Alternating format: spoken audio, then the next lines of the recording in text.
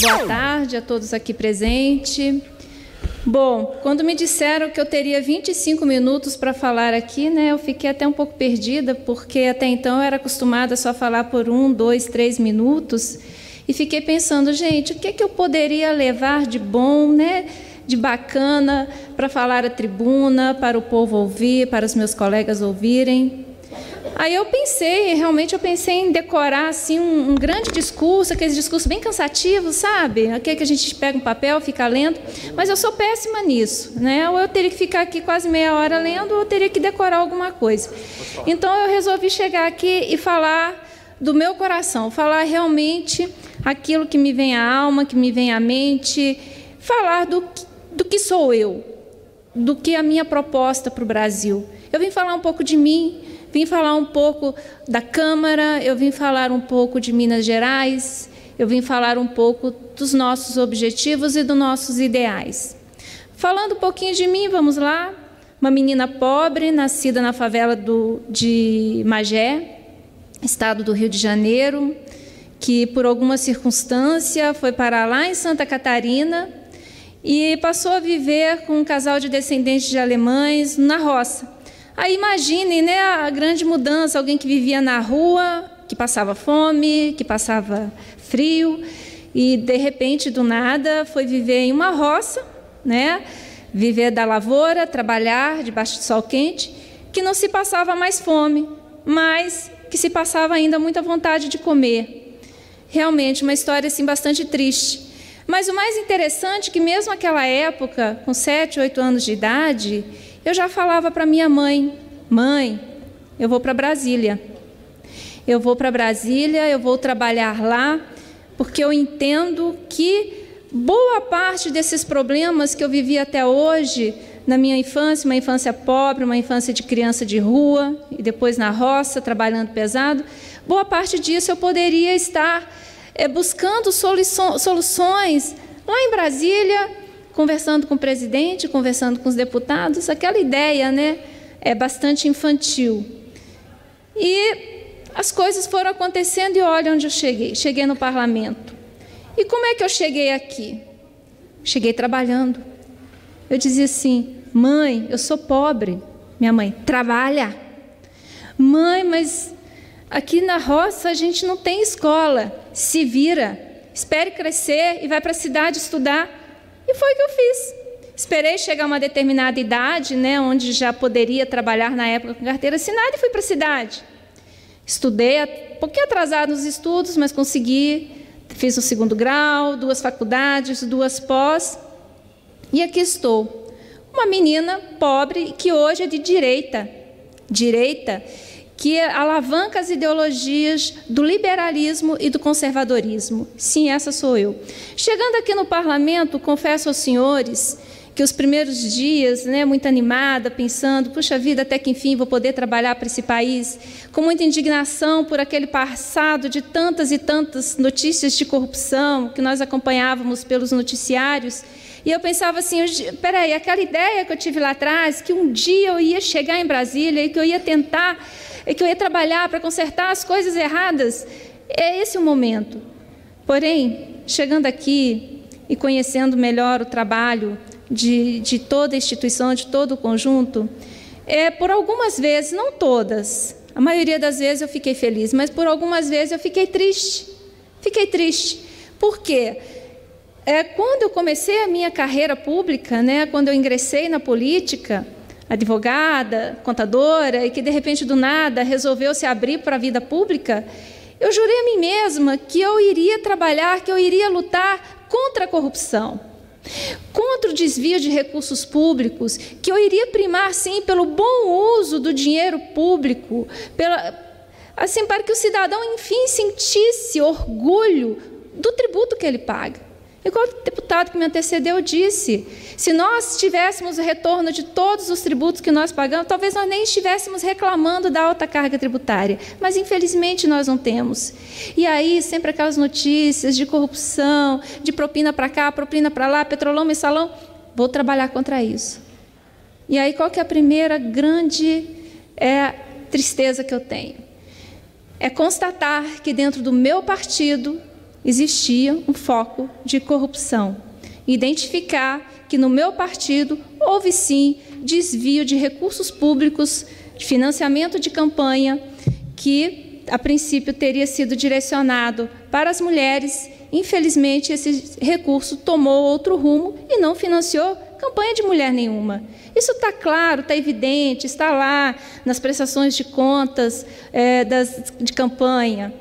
Quando eu percebi isso, eu pensei assim, gente, não vou concordar com isso, porque enquanto os escândalos de corrupção estavam do lado de lá, todo mundo do lado de cá gritava Lula na cadeia. Mas quando a sujeira veio para o nosso lado, muitos se aquietaram. Eu não me aquietei, eu não me calei e resolvi denunciar. Resolvi denunciar, sofri todos os tipos de pressão que se possa imaginar, mas me mantive em pé e me mantive firme e assim continuo. Aqui no parlamento eu tenho muita alegria, porque principalmente da Comissão de Finanças que eu faço parte, onde eu vejo a democracia acontecer. Eu vejo assim deputados da oposição conversando com os demais deputados, sempre buscando realmente o melhor para o país, as melhores propostas, as melhores proposições. Mas, às vezes, eu vejo uma dificuldade, uma certa dificuldade em a gente superar alguns projetos, algumas proposições, né, de lei sensacionalistas, de muito clamor social, mas que nós temos a consciência que, infelizmente, se esses projetos vierem a ser aprovados, eles vão comprometer ainda mais as nossas despesas, as nossas contas públicas, e não dá mais. O Brasil já abarca uma dívida pública bruta, altíssima, mais de 80% do nosso PIB, já pagamos muitos juros, então não tem mais como o país suportar mais despesas, mais dívidas. Então eu até compreendo os colegas lá na comissão, quando eles vêm com alguma proposta de clamor social muito relevante, mas que infelizmente o nosso Estado, pelo menos nesse momento, não temos condições mais de abarcar, não temos mais condições de suportar. Voltando um pouquinho na questão já suscitada aqui pelo colega que me antecedeu, a questão do empreendedorismo no país. Eu às vezes falo, e às vezes até sou condenada por isso, né, criticada, que eu digo assim, o emprego acabou, mas o trabalho não. O trabalho continua. Então, os brasileiros, eles buscaram se reinventar na crise, né? Muitas pessoas que tinham realmente seus empregos estáveis, tranquilos nas empresas, e devido à crise financeira que assolou o país e que agora, aos pouquinhos, estamos conseguindo sair dela, lentamente, mais de pé no chão, eles tiveram que se reinventar, se recriar, criar os seus próprios negócios. Hoje eu conheço aquela senhora que virou quitandeira, aquele senhor que vende churrasquinho, então estão se reinventando. E o que eu penso, o que mais me preocupa hoje, não é a concentração de renda. O que me preocupa hoje no país é a concentração de oportunidades. Eu entendo que para esses pequenos empreendedores, essas pessoas que estão chegando no mercado agora, nesse mercado liberal, né, de negócios, desde por menorzinho que ele seja, ele tem que ter sim uma grande atenção, mas que dê a ele as mesmas oportunidades que se dá aos grandes empreendedores, às grandes empresas, porque esses pequenos empreendedores, eles não têm condições de chegar aqui no parlamento e fazer lobby, né? Eles estão lá trabalhando quietinho, ganhando ali o dinheirinho deles, mas se tivessem as mesmas oportunidades que aqueles grandes empreendedores que chegam aqui e fazem lobby para conquistar o espaço na economia, com certeza eles também iriam progredir, com certeza também iriam oferecer empregos e oportunidades para outros brasileiros. Então, quando o meu colega que antecedeu falou sobre a reforma tributária, ela é muito importante. Mas nós temos que quebrar dois paradigmas aqui no Brasil. O primeiro paradigma é a oligarquia econômica. Quer dizer, hoje no Brasil, e isso é consequência das políticas públicas que foram adotadas lá atrás, mas que hoje, com o parlamento renovado, com deputados com ideias mais liberais, é possível que a gente mude essa sequência. foi criada uma oligarquia econômica de grandes empresas que acabam não permitindo que esses pequenos empreendedores progridam a ponto de criar algum tipo de concorrência para eles. E temos uma oligarquia governamental, aqueles grandes poderosos que acabam se valendo da máquina pública ou então se associando a esses grandes empreendedores para se manterem no poder. E aí acabam sufocando o pequeno empreendedor. Dado o tempo que me é permitido, eu vou dar aqui um exemplo muito rápido. Esse até é um exemplo que foi citado no livro Por que o Brasil é um País Atrasado?, cujo autor é o nosso colega Luiz Felipe de Orleans e Bragança. Muito interessante esse exemplo e eu gostaria que todos vocês que estão me ouvindo agora refletissem sobre ele. Numa grande empresa, um grupo de funcionários descontentes com o salário, mas querendo progredir na vida, saem da empresa e resolvem criar uma outra de tamanho menor, mas oferecendo os mesmos produtos que a grande empresa então oferecia. Começaram a trabalhar e realmente começaram a progredir. Só que a grande empresa, insatisfeita, vendo que aqueles pequenos empreendedores iriam lhe trazer algum tipo de concorrência, como eles têm influência, tinham influência sobre o governo, foram lá, conversaram, aí fizeram o famoso lobby e criaram vários entraves burocráticos para que aquela nova empresa, aquela pequena empresa, não fosse adiante.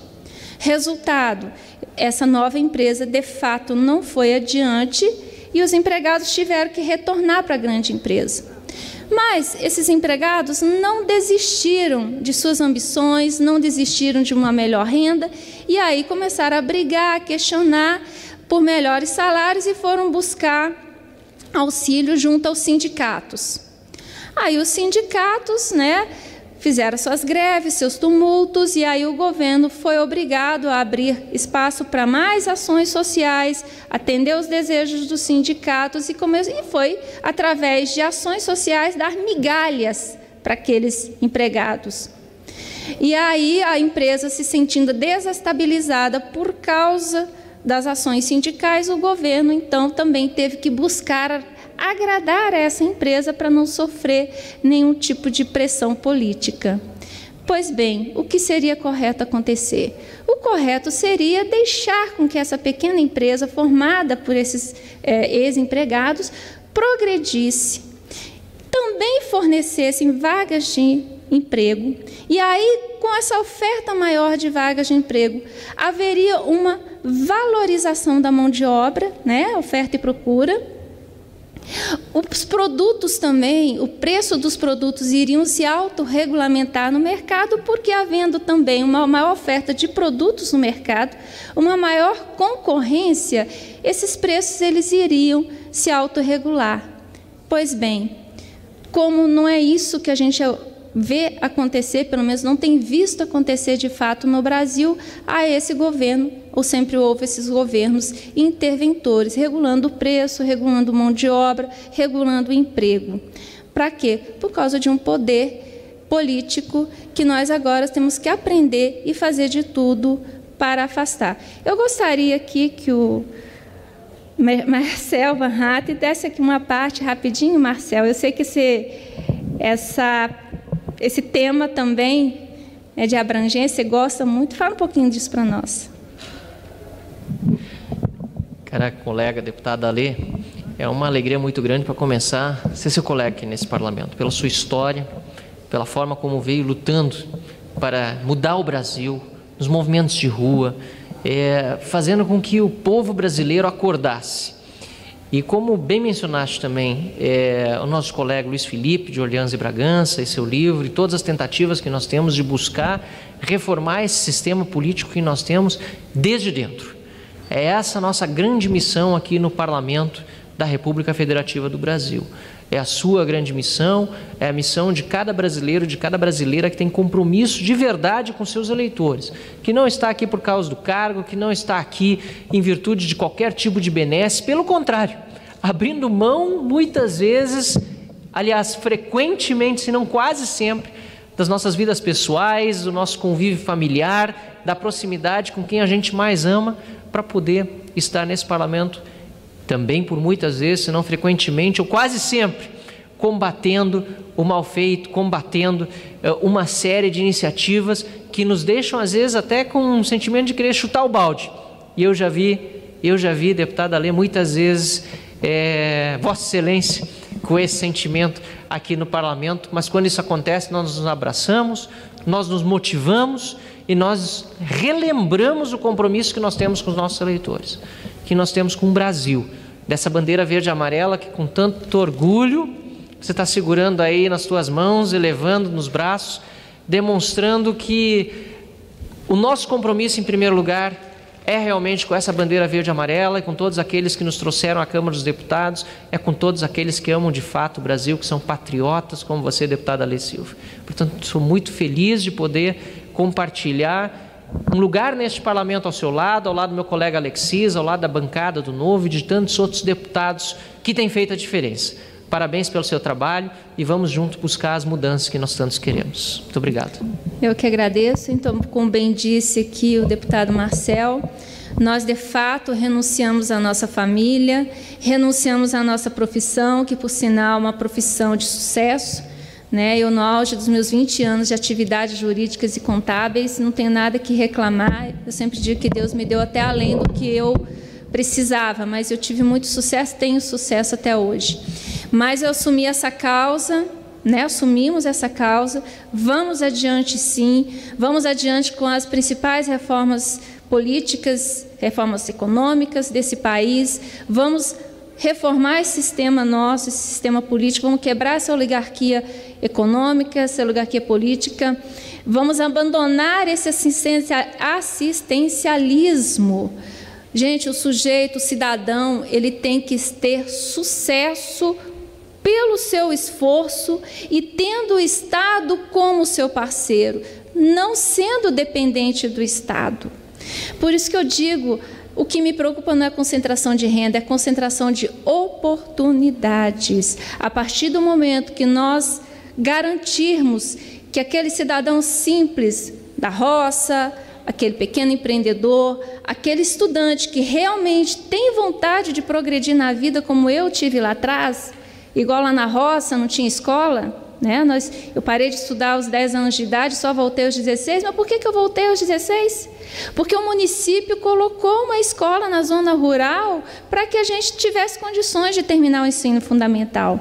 Então, isso é distribuição de oportunidade. Agora, não é a facilitar as coisas demasiadamente, porque acaba as pessoas não dando valor, né? Eu sei de hoje vários jovens que entraram em alguns financiamentos governamentais lá atrás e hoje só tem uma grande dívida para pagar e não conseguem trabalhar, né? E não tiveram bons cursos. Então, o que a gente fala é distribuição de oportunidade para que as pessoas possam realmente progredir, não serem dependentes do Estado. E quando isso for preciso, entendo que há necessidade, muitas das vezes, sim, do cidadão de algum projeto social, mas que isso não seja eterno, que isso seja ao menos pelo o tempo que ele precise para se reerguer e não para torná-lo escravo, para não torná-lo um capacho do governo, do Estado, que sempre há de jogar-lhes migalhas. A gente quer pedaço, a gente quer crescer.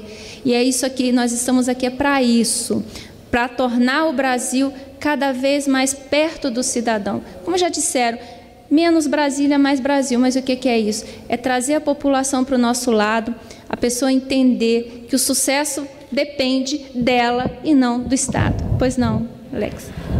Deputada Lê Silva, eu só gostaria também de ser o testemunha do trabalho que a senhora vem desenvolvendo aqui nessa casa, Vossa Excelência vem desenvolvendo nessa casa, presente nas comissões, sempre com falas ponderadas, bem equilibradas, não se furta de apontar os erros que estão acontecendo, independentemente que seja do teu partido ou não, uma pessoa corajosa, uma qualidade de deputada federal que o parlamento tanto precisa.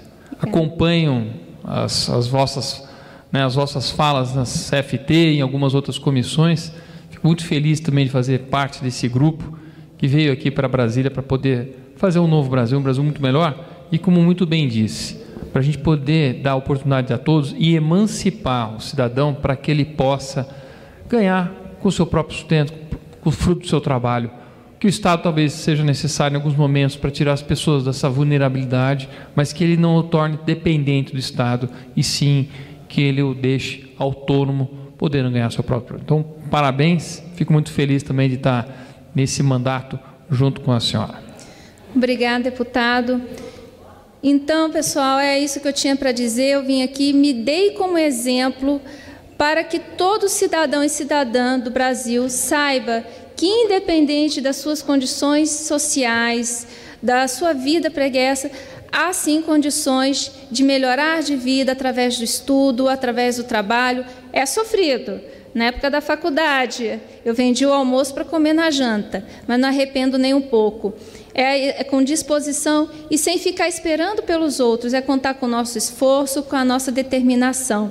Aqui, esse parlamento, eu deixo aqui o meu pedido, jamais olharmos o nosso lado pessoal. Quando a gente for avaliar aqui um projeto, não vamos analisar o projeto olhando quem que é o relator, quem que é o autor. Vamos analisar o projeto para saber se realmente ele é bom para o Brasil e se essa bonança desse projeto é de fato duradouro e não apenas uma bolha política, uma bolha de campanha. Vamos esquecer campanhas, vamos trabalhar pelo país.